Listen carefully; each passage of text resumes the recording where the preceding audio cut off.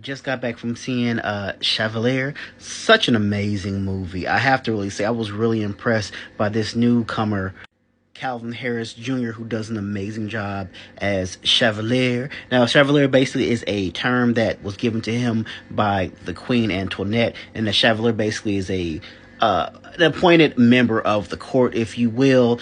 He was a renowned violinist, he fenced, he was the all-renowned everything. And Marie Antoinette was so enamored with him that she made him a member of the court, even though he was of African American descent and he comes from a bastard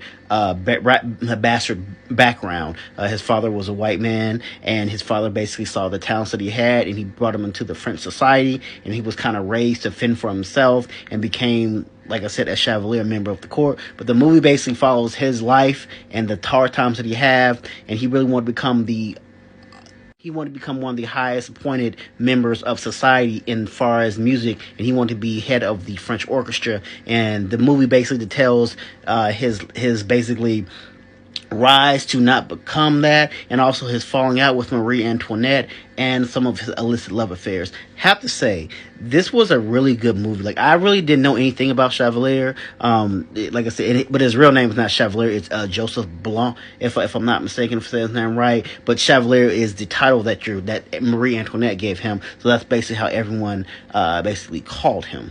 But I really love how the movie goes in detail about his backstory and how he was kind of stuck in between these two worlds of he was mixed, but of course, anytime you're mixed with black, they're always going to treat you like you're black, like you're less than subpar human. Even back there in 1789, of course, as we know, a lot of things haven't changed much from them. Things have changed, but things are, in retrospect, still the same. But they had a lot of good key points, things that when he reunited with his mother, I just love how his mother was kind of one of those old school mothers who, even though she wasn't in his life a lot because she was a slave, she basically made the time right all the time she missed to try to get him back on track and try to get him out of this society of being in both worlds. She goes, "You are both worlds, but don't forget your black side."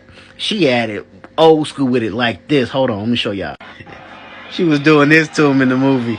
Old school with it. Just one of my favorite parts that I saw kind of the movie remind me of that scene of Allen Iverson getting his hair braided by his mother. But all in all, like, an amazing movie, amazing cast. Like I said, Calvin, his name is Calvin Jr. Harris, if I'm not mistaken, did an amazing job. So, like I said, this movie won't get a lot of play because it comes out this Friday, April 21st, but a lot of movies are still out. I think this movie's going to fly under the radar, but a good contender for an Oscar. I wouldn't be surprised.